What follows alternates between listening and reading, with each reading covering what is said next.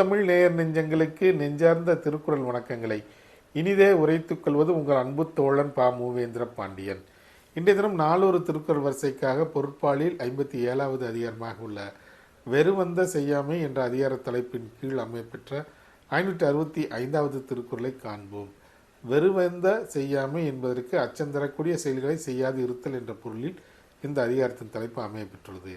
இப்பொழுது 565வது திருக்குறளை காண்போம்.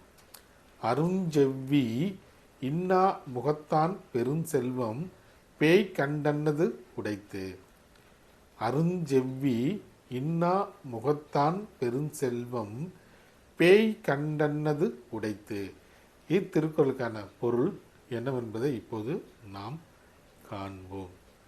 பார்ப்பதற்கு மிகவும் அரியவனாகவும் கொடுஞ்சொல் உரைக்கும் கோபமான முகத்தினை உடையவனுமாகிய மன்னனின் பெரிய செல்வமானது பேய் காத்து நிற்பதற்கு ஒப்பாகும் என்பது இத்திருக்குறளுக்கான பொருளாகும்.